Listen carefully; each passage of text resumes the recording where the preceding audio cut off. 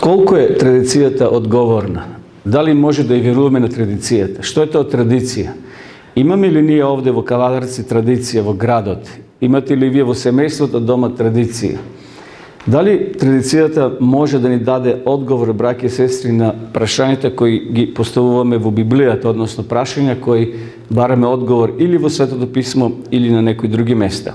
Ако одиме според традицијата, навистина ќе заглавиме.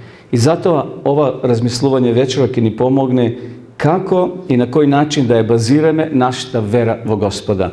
На почетокот сакам еден пример да ви пренесам. 1903 година. Царот Александар во Русија еден ден тргнал во прошетка во својот прекрасен парк во Кремљ. Така додека шетал, се восхитувал на убавите дрвја, на цвекињата што ги имал, на птиците, на се оно што се наоѓало во самата градина. И така, додека патувал, додека се движел, приметил еден стражар кој стражарел тука покрај една грмушка. Значи, тој уживал во паркот, восхитувајќи се на убавините. Но приметил еден стражар кој тука стои и стражари кај еден жбун, односно грмушка. Бил изненаден зошто стражарот тука стражари, чува едноставно некоја грмушка. И го прашал: "Што работиш, стражар, овде?" А стражарот одговорил: "Не знам, господине, јас стојам и се држам за правилото на наредбата што командирот ми ја даде. Јас овде стојам, а и сите мои колеги." Царот го прашал дежурниот офицер: "Зошто поставивте стражар да чува таму една грмушка?" И овој командир рекол: "Не знам. Претходните командири тоа го правија, јас само ја превзедов ова служба."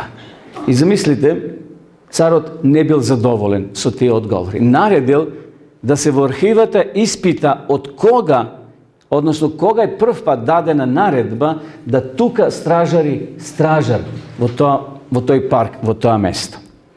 И после подолгу неколку седмици одговорните пронашле во аналите, во царските анали, се установило дека Катарина Велика 1776 година еден ден исто така се шетала во тој парк и наишла на една убава ружа, на убаво цвеќе.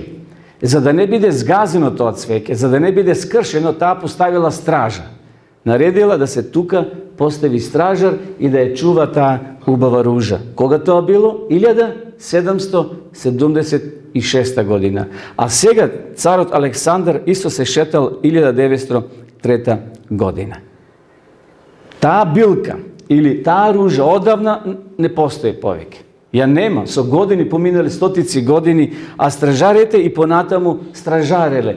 Чувале овде едноставно обична грмушка. Немало веќе ружи, немало веќе цвеќења, но традицијата си продолжила. Традицијата си продолжила до 1903 година. Стражарите и понатаму тука стражарале. И кога ги прашувале: "Што правите вие?" "Не знам. Јас ја извршувам наредбата на моите претпоставени." Браќи и сестри, ова може да биде добар пример на многу работи што ние во животот ги правиме, а немаме појма зашто ги правиме. Еве сега ќе биде Великден за една недела. Многу луѓе ќе направат некои такви чекори кои не се во согласно со Библијата, бидејќи тие ќе ја почитуваат повеќе традицијата отколку Библијата. Не само што ќе се фарбат јајца, туку многу други обичаи кои немаат подлога во Библијата, немаат врска со Светото писмо, а луѓето ќе ги прават. И кога ќе ги прашаме зошто тоа го правите, па тоа останало од старите, од баба ми, од дедо ми, од татко ми и така одат наназад. Меѓутоа, ако одиме како овој што цар наредил да се испита зошто тука стражар стои, еве установиле дека некогаш 1776 година Катерина Велика, сакајќи да ја сочува таа ружа, тој трендафил, поставила стражар. Меѓутоа поминали стотици години и понатаму таа традиција се продолжила до 1903 година, кога царот Александар ја укинал таа naredba, odnosno to stražarsko mesto povijek da ne postoji. Možno li je deneska, nikako hристияни, da se slepo držime za tradicijite, za običajite koji nema podloga u Sveto pismo? Еве вечерва ние ќе одиме во таа насока. Во право бил Карл Маркс кога рекол, религијата што е за народот? Опиум. Сеќавате за ова изјава? Ја учевме во училиште. И со право денеска многу луѓе го негират постојањето на Бога. Зошто? Затоа што велат во секој село има обичаи, во секој град има некои посебни традиции. И не можеме луѓето да ги охрабриме да поверуваат во Бога, бидејќи еве религијата е само дадена да се луѓето забавуваат со нешто, а од тоа нема ама баш ништо. Меѓутоа, дали е тоа точно? Дали Карл Маркс мисли на христијанството кој живее според традицијата, а при тоа секако постои опасност да вистинската вера во Бога или вистинските христијани да навистина ги изгуби од вид. Ја не знам што мислел овој Маркс и Енгелс, меѓутоа очигледно имал подлога, гледајќи ги луѓето околу себе кои веруваат на различити начини. Вие знаете дека во Кавадарци има едни обичаи, во Криволок има други обичаи. Ако одите подолу према Прждево или према Гевгелија, сосема трети обичаи. Па откаде се тие обичаи? Зарем Библијата не е единствена во цел свет? Ако ние како христијани веруваме во Бога, во Исуса, тогаш треба да имаме идентично верување, како што кажува Светото писмо. Црквата, некои велат, не се грижи за мене. И затоа не сака да одат во црква. Некои велат, службите се досадни и без живот. Секогаш е монотонно. И навистина во некои цркви е монотонно. Ке влезат натре, ке се прекрстат, ке слушат тамо некои песни, се пеат, се чита на старославенски и на крајот празни дошле и празни заминуваат.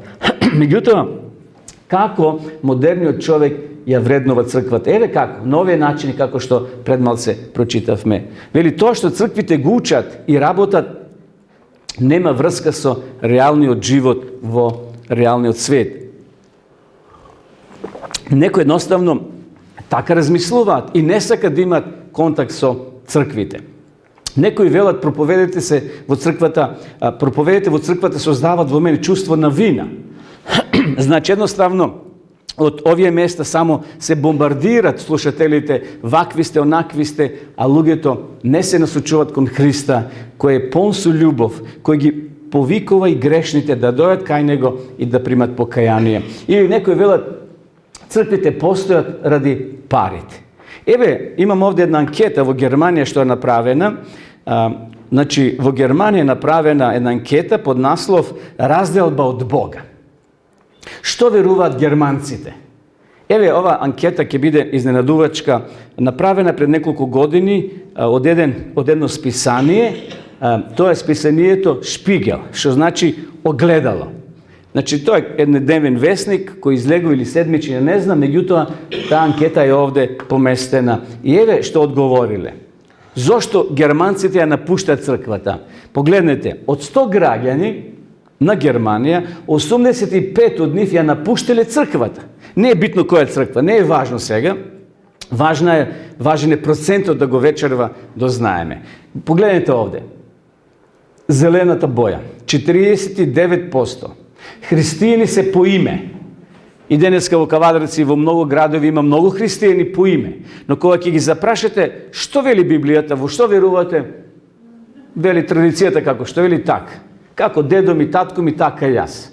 Значи, 49% имаат име христијани. А знаете што пише во Библијата во Откровението? Имате име, но какви сте? Мртви, без живот, без дух. Понатаму 36% без црква. Не од воопшто во црква. Не сакат нито да размислуваат за црква. 12% членови на некоја заедница. Гледате колку малку. А само 3% други религии. Значи, воопшто припаѓаат, не се христијани, припаѓаат во некои сосема, можеби источњачки, Хари Хришна или некои слични такви религии. Погледнете зошто луѓето напуштат црквата. Значи, незадоволни се.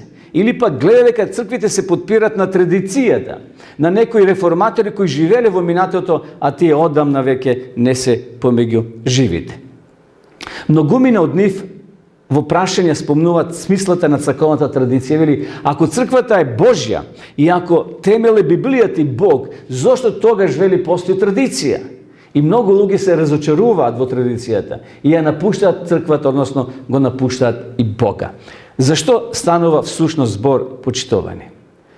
Религиозната традиција ја покрива Божјата намера. Еве овде го ставив тој жбун или таа грмушка што стражарот со стотици години ја чувале. Тоа место луѓето не знаеле, стражарите немале појма зошто тука стражареле. Нажалост, денеска религиозната традиција ја покрива Божјата намера, Божјата смисла за живот кој сака тој да ни го подари. И затоа вечера ние ќе спомнеме еден пример од Библијата, каде што преку историјата, нажалост, некои луѓе придонеле да таа основа или тоа верување во Бога, во неговиот ден за празнување да биде извитоперен. Еве да земеме пример односот кон саботата во Христово време. Ке видите овде каква традиција постоело во времето на Исус Христос. Саботата е Божи подарок на човештвото. Сега ќе ве вратам малце наназад преку слика да се вратиме во времето на Мојсија. Што направиле луѓето од саботата, на пример во Христово време? Поставиле граници на одење во саботата, но преку вода немало ограничување. Гледате, евреите што направиле. Ние знаеме дека Бог ги дал 10 Божи заповеди. Подоцна ќе видиме слика на тоа. Меѓутоа евреите, црковните водачи, како што биле фарисеите, садукеите и останатите групи религиозни, ја обременеле саботата.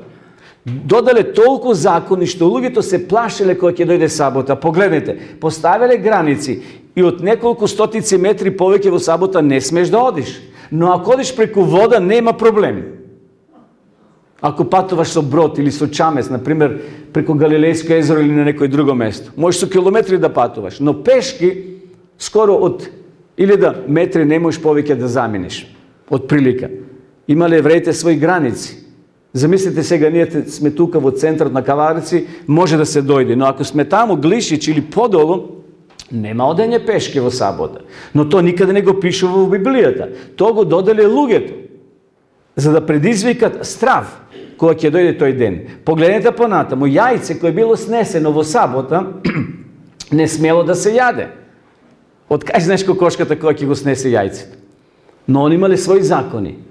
Но можело да се продаде на странец за пари. Гледате евреите што правеле. Значи, кокошката ќе снесе јајце во сабота, не смеш да го јадеш, но може да го продадеш за пари. Бизнис.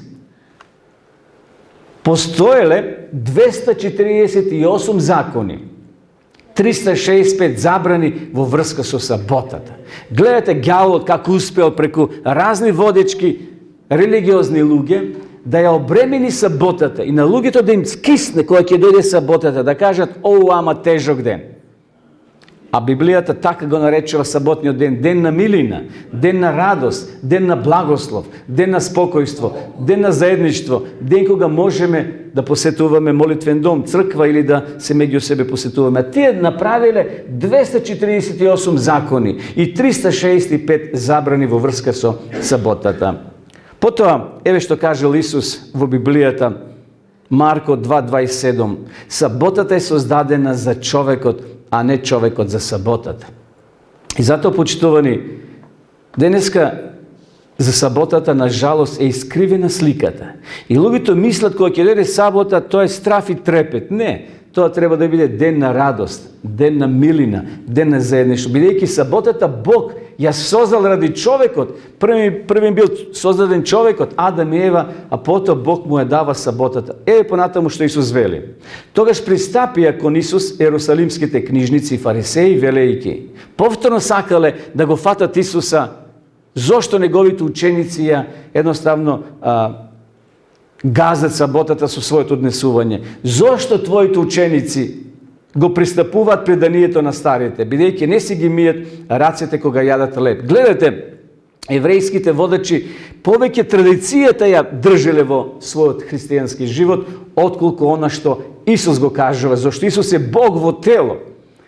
Zašto, veli, tvojite učenici jadat, a ne si gi mijet racete? Znajte, kad Jevrejite imali običaj, i to verski običaj, ne zdravstveni običaj, kako nije danas kad si gi mije racete, taka, ki si gi zmime racete, za da ne bi da čisti koga jadem, i to je sasvim prirodno i normalno. No Jevrejite imali verski običaj, gi milje racete ovdje do laktite. To je bilo jedan poseben običaj, religiozan. A često pati se slučava i nije koga sme na teren, odiš na ulice, kupiš jedan gevrek, skršiš i kasniš, taka? Togaš ne možeš da gi miješ racete, ama eto, ili si namiva nekade, ili nemaš uslovi da gi izmiješ racete, to ne je greh pred Boga. Može to da vide drugi posljedici za nas. Međutim, ovdje, ovi fariseji, gledajte koji se fariseji i književnici go fakjat Isusa na raščekor da go obvina deka toj ne se drži za tradicijite i običajite. Isus продолжava. A to im odgovori i reče, pa zašto i vi pristupujete Božjata zapoved zaradi vašto predanje? Gledajte, poveki se držali za predanijeta, za običajite, otkoliko za Božite zapovedi. Ovaj narod, veli Isus, se približava do mene so ustata svoja i so usnite me počitova, a srce to njegovo, veli, stoji ovdje daleko od mene.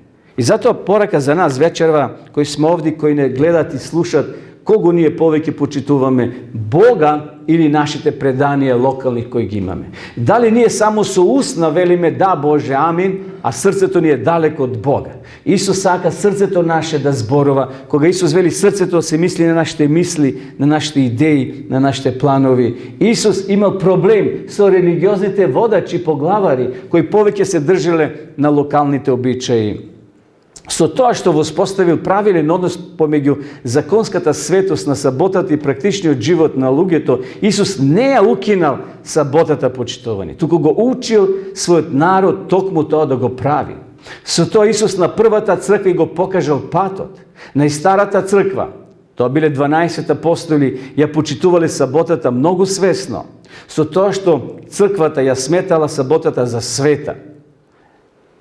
Ne sledila samo odreden primjer tuku Isusovото upatstvo. I zato deneska nije kako građani na ovoj 21. vek treba da je sledime Biblijata, odnosno da gi sledime Isusovite upatstva koga je oprašene koji den da praznuvame i da svetkuvame. Bog sakal da ima sovršena planeta kada što ke vlade mir i harmonija. I evo brzino da se podsjetime za Isusovite dela na sozdavanju. Znači od početak od koga odvojil nebото od zemljata, odnosno svetlinata od temninata, zašto sve bilo pusto i potom Bog blagoslovil da izneknat всекакви тревки, цвекиња, pa тука се птиците, животните и на крајот, како круна, Бог го создава човекот. И текстот вели, беше многу добро. И затоа на крајот, од тие 6 дена на создавање, Бог ја дава саботата на Адам и Ева. Саботата требало да биде време за мир, време на размислување и заедница со Бога и со оние кои веруваат во Бога. И Бог го благослови 7-миот ден. Не е благословен првиот ден, вториот, третиот, петиот или шестиот. Бог го благословил 7-миот ден и го освети. Знаете што значи освети? To znači nešto da se posveti, da se odvoji za posebna namena, za posebna služba. Kako nije, može bi ili vi koga imate doma neki posebni sadovi koji ki vi dođat posebni gosti, toga gi vadite i gi služite. To je nešto, znači, so ljubov nešto posebno. I ponatom me veli, zašto v toj den si odpočina od site dela svoje što gi napravi i sozdade. Ete taka nastana neboto i zemljata. Jednostavno, tuka Bog go sozdal čoveka, odnosno mu je dal sabotata kako prekrasen den. No što se slučilo podosna? Tekstот veli дека ѓаволот дошол во градината и таа хармонија пореметил. Односите се пореметиле. Гревот ги раскинува односите помеѓу човекот и Бога. И подоцна Бог му го дава законот во пишан облик. Еве го Мојсеј, а овде се 10 Божи заповеди. Бог ги пишал со својот прст, почитувани. Тоа е тој декалог. Декалог значи 10. 10 свети Божи заповеди, 4 на левата страна и 6 на десната страна.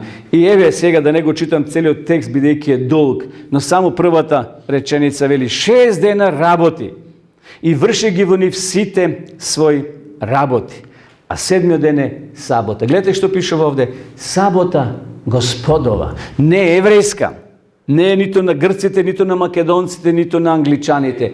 Таа е на сите, на народот Господов, на Божиот народ. Сите ние сме повикани да бидеме Божи следбеници. Исус кога бил на оваа земја, исто така со својот пример им покажал дека во саботниот ден тој одел во синагогите, во црквите, во тогашно време. Кога денеска Исус би дошол овде во Македонија или овде на оваа планета, тој би го побарал местото каде што се собираат луѓето во сабота, во храмовите да служи со нив. И Исус вели саботата е создадена за човекот, а не е човекот за саботата. И затоа Бог се противи на сите тие 300 и колку закони ги спомнавме од страна на фарисеите кои били создадени. И затоа Исус во сабота лечел, правил чуда, помагал. Саботата не е за ленчарење. Саботата секако е и време за разговор со Бога, време да се посети молитвениот дом, но и време кога ако има потреба да правиме добри дела. Исус во сабота проповедал, но и одел, лечел и правил, помагал. Сушност, гледате, Исус почитувани во дело или на дело покажал како треба да се почитува седмиот ден. Дури Исус кога бил во гробот, одморал во сабота. Интересно. Не сакал Исус и кога се вознел во сабота не се вознел. Зашто тогаш биле верниците во црква, а таму стотици повеќе луѓе дошле да го испратат Исуса кога заминал на небото. Тогаш тие би ги напуштали своите собранија. Не, Исус дословно го исполнил законот во својот живот. И затоа Исус со право вели, немојте да мислите дека сум дошол да го поништам законот или пророците. Не сум дошол да ги поништам, туку да ги исполнам. Зашто вистина ви велам, дури постојат небото и земјата, ниту една буквичка или црта од законот нема да се измени додека не се исполни. Дали постои небото? Постои. Дали постои земјата? Постои. И затоа Исус вели, не сум дошол. Иако многу луѓе го обвинували Исуса дека ја крши саботата, дека не ги почитува законите. Исус ги почитувал небесните закони, а не човечките преданија и традиции. После, кога Исус заминал, и апостолите почитувани продолжиле да ја почитуваат саботата. И така проповедале. Ако читате во дела на апостолите, ќе видите дека апостол Павле во саботниот ден одел и проповедал меѓу својот народ. А тие тргнаа од Пергија и пристигнаа во Антиохија, Писидиска.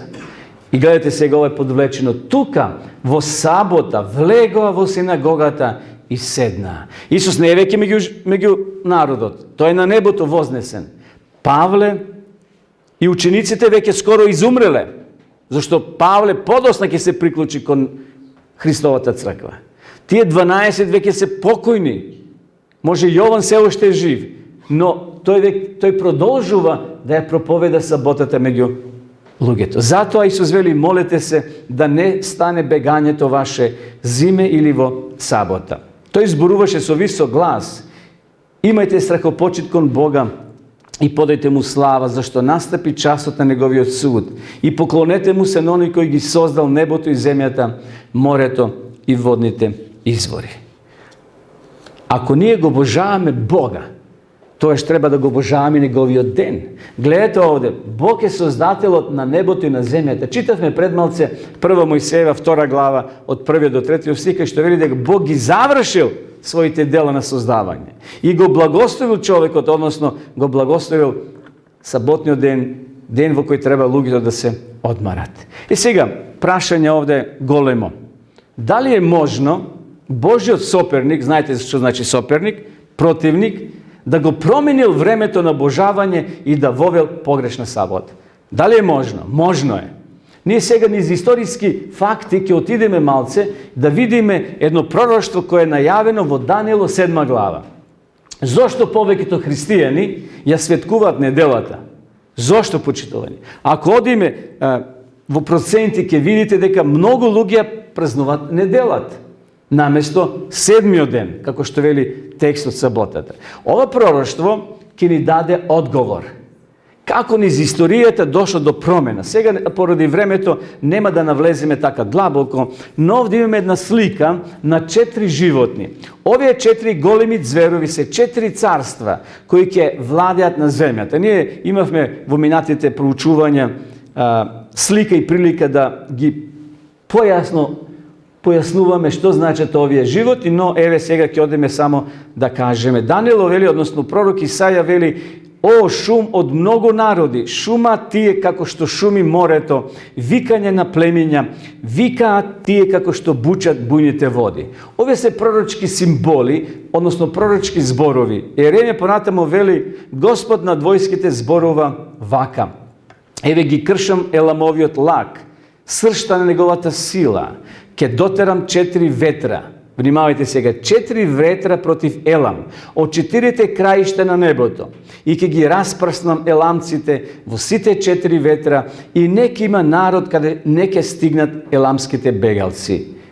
Овде е најавено, значи, ќе има прогонство, ќе има бегалци, ќе им втерам страв во коските на еламците пред нивните непријатели, ќе пуштам несреќа на нив, огнот на својот гнев, говори Господ. Значи, овие се најавени, пред малце овде видовме ветар, значи војни. Тоа се символични изрази кои ни најавуваат што ќе се случи преку историјата. И Даниел, 7 глава, Даниел има сега визија. И во таа визија, еве што тој гледа. Неле го гледа оној, го спомнавме во минатите предавања, големиот кип кој е составен од повеќе елементи, и идентично Бог му дава друго видение сега со животни. Значи, за исто се работи. Овде кип со 4 елементи, и овде животни различити. Еве сега ќе ги спомнеме. Значи, златната глава го представува златниот лав, а тоа е царството Вавилонско. Пред Христа, еве овде имаме година од 626 до 539.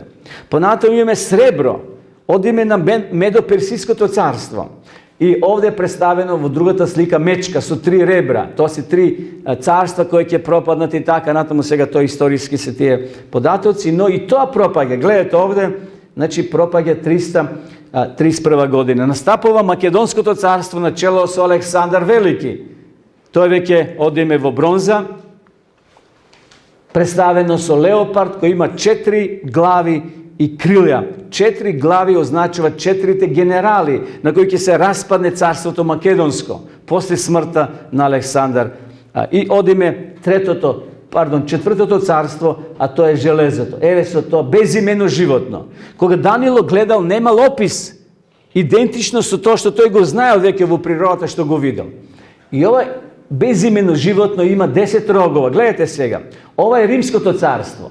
Еве годината допира веќе до нашата ера, односно во после Христа. Интересно овде имаме еден мал рог. Тој рог навистина ќе стане страшен. Тоа царство римското ќе се раздели на 10 дела, како што овде Даниел видел на подножјето на кипот кал и железо.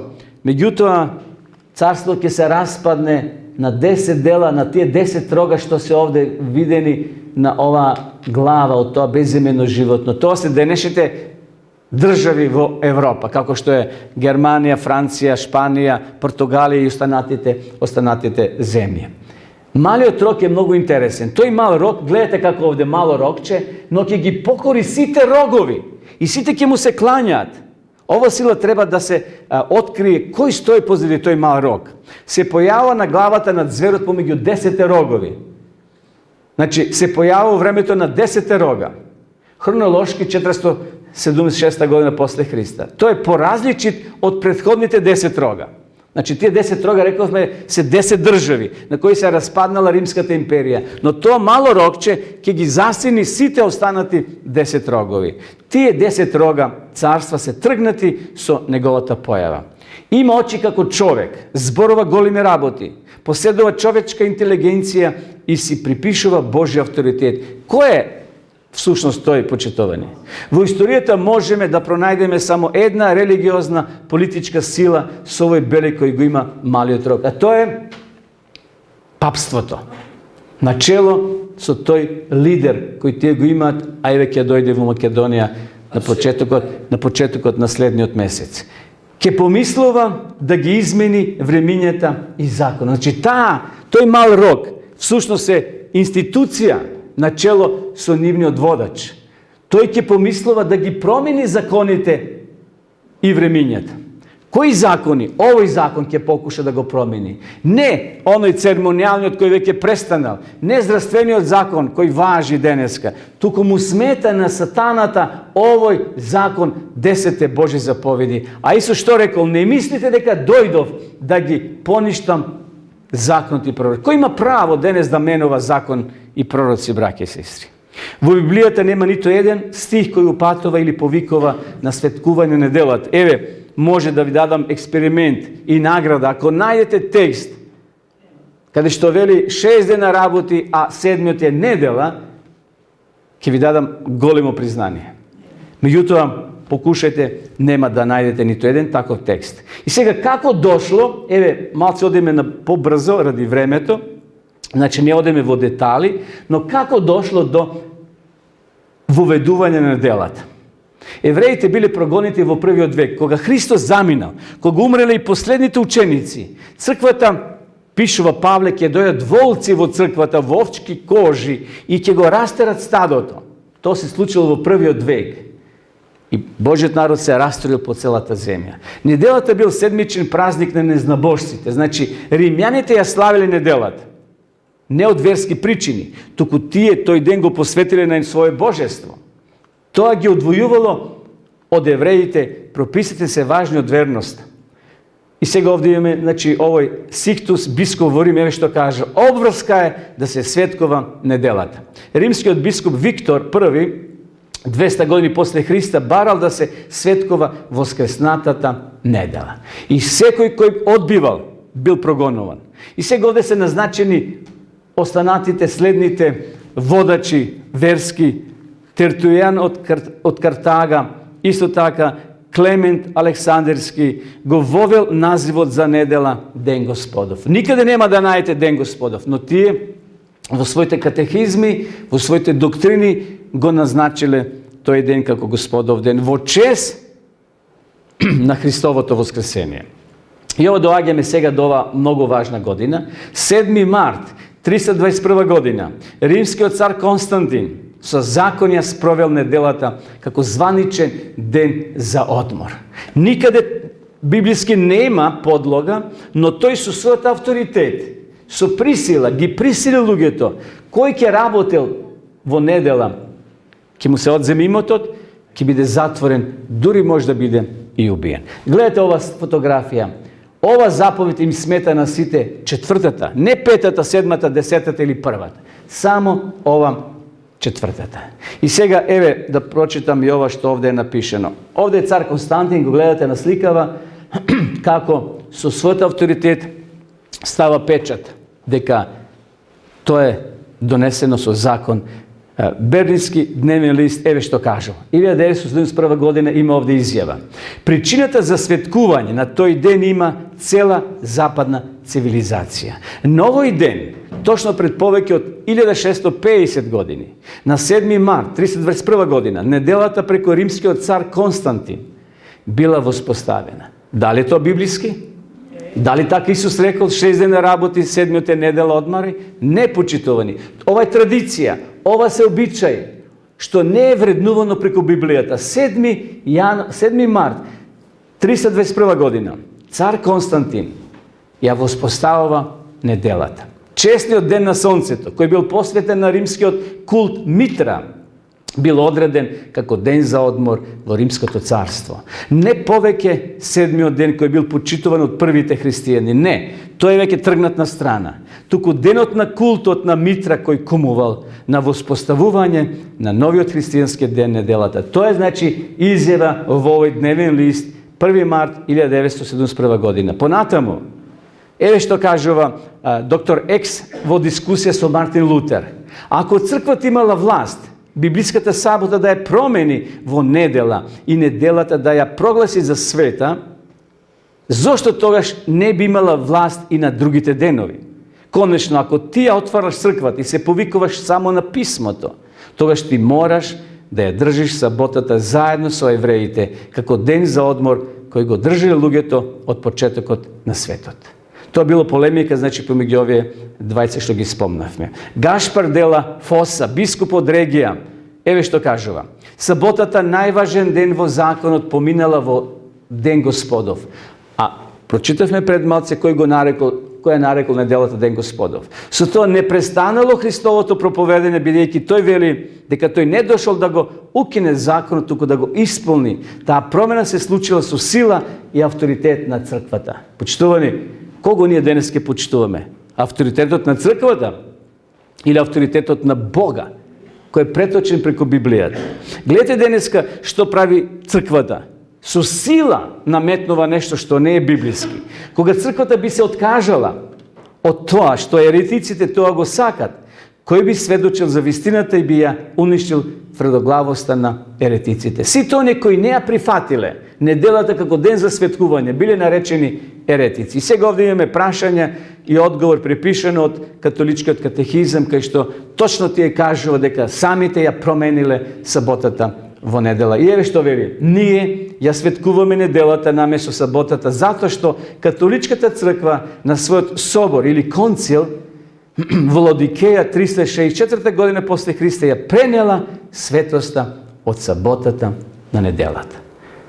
Не е тоа библиски почитување, тоа е само традиција. Зашто тоа се така случува? Зашто се всушност работи? Овде не е во прашање кој е првиот ден. Вистинското прашање гласи, кој е мојот Господ кого јас следам? Дали јас следам традиција слепа, воспоставена од луѓе, или го следам Исуса Христа, распнатиот, кој го дал својот живот за тебе и за мене? Исус Христос, почитувани, е Господар. Исус е тој кој сака да живее во твоето и во моето срце. Им рече, саботата е воспоставена заради човекот, а не човекот заради саботата. Така, човечкиот син е Господар и на саботата. Ако е Исус Господар и на саботата, а ти ја држиш саботата, тогаш Исус ќе биде Господар и на тебе и на мене. Ако држиме погрешен ден, Исус не ти е Господар. Тој ќе биде на страна и ќе му биде многу жал, затоа што ние всушност имаме друг белег наместо Божиот печат. Библиската сабота го означува крајот на создавањето. Еве, значи тој се одморал, тој го благослови тој ден, го посветил 3 атрибута во печатот Божи. Содржи саботата: одмарање, благослов и посветување. Значи, кога Исус завршил со создавањето, удара печат, а тоа е денот саботен. А во тој печат ги наоѓаме тие 3 потпирача, многу важни. Се одморил, го благословил и го посветил. И затоа вечерва Исус сака да не подсети. Ако ме љубите, ќе ги пазите моите заповеди. Дојдете при мене сите кои сте уморни и натоварени или обременети, јас ќе ви дадам одмор. Земете го мојот јарам на себе и научете се од мене, зашто јас сум кроток и понизен по срце. И ќе најдете одмор на своите души, зашто мојот јарем е пријатен и моето бреме е лесно. Кој јарем ние ќе носиме, почитувани? Човечки или Божи? Ако го земе Божиот јарам, Исус ќе ни помогне да ни биде многу полесен. Веќе еднаш ја спомнав таа приказна за оној човек кога одел пешки со полн ранец на грбот. И така, додека одел, го пристигнал еден човек со кочија, со коњи. И му рекол: пријателе, качи се горе, и јас одам за тоа село, ќе одиме заедно. Човекот застанал, односно колата запрела, и човекот се качил, но го задржал ранецот на грбот. После неколку метри домакинот, кочијашот, му вели: господине, спушти го ранецот на колата. И унака колата не носи сите нас. А човекот рекол: фала, господине, јас сепак ќе си го задржам ранецот на грбот. Колко е неразумно, почитувани, и ние така работиме. Своите ранчеви и ранци ги држиме на грб. А Исус вели: дојдете кај мене, дајте го вашиот ранец, ќе ќе ви дадам јас друг, многу полесен, многу по-убав ранец во смисол проблеми кима. Се случуваат болести, се случуваат се на ова земја, но многу полесно ќе ги поднесеме сите зла, ако биде Исус поред нас, ако Исус не води и чува. Исус вели, јас сум кроток, јас сум понизен, ќе најдете одмор на своите души, зашто мојот јарем или мојот ранец што ќе ви го дадеме многу полесен за носење. Зошто почитувани да носиме лажни денови за светкување кога можеме да го земеме вистинскиот, а тоа е денот саботен. Една девојка патувала, била на аеродром и го чекала својот авион. Така додека чекала во чекалната, знаете, има столчиња за седење, фотели и така мали маси. Низината ташна била тука поред неа и отеднаш до неа седнал еден човек, млад црнец, млад господин. Не поминало многу долго време, а таа приметила како господинот отвара едно кесе со кекс. Го отвара и човекот зема еден кекс и јаде. Ја гледа господјата и се насмевнал. А таа била изненадена. Како овој господин може да го отвара низиното кесе? Таа мисли дека кесето е неизино. После неколку минути, повторно, овој млад црн господин ја пружил раката и извадил уште еден кекс. Го зема и го јаде. А ова девојка почнала да се нервира. Во себе почнала да се јаде. Меѓутоа не сакала надворешно да покаже знаци дека е нервозна. Одеднаш го погледнала, се насмевнала и таа ја пружила својата рака, зела од кексот и го изела. После неколку минути слушнала од звучниците дека се најавува лет и патниците се замолени да придат кон излазната рампа да се качат во авионот. За неколку минути таа веќе отишла низ тунелот и си го нашла своето место. Но кога се сместила во својата фотелја, односно во своето седиште, ја ставила својата ташна поред празното седиште, ја отворила ташната, а внатре кесе полно со кекс. Толку се изнервирала, толку била лута на себе си, како е можно? Таа помисли дека момчето што јадело кекс, јаде од нејзиното кесе. Почнала да се нервира и да се прекорува самата себе. Зошто била толку глупава, мислејќи дека момчето ги јаде низините кекси? Почитувани, можно ли ние така да следиме некои своји собствени традиции и размислувања, а да му наштетиме на Бога? Еден ден ќе ни биде жал, но ќе биде доцна. Како ова девојка не можела да му се извини на момче, да каже: извини господине, јас сум виновна, ти си јадел од својот кекс, а не од мојот. Мојот кекс е цел, кесето било цело во незината ташна. Можно ли ние, почитувани, да следиме погрешни традиции, погрешни обичаи, едноставно да следиме погрешни информации во нашиот живот? Ова девојка имала погрешна информација во својот ум, очите ја излагале фактички, мислејќи дека момчето јаде, бидејќи имал исто тој идентични кексови како и таа што имала во незината ташна.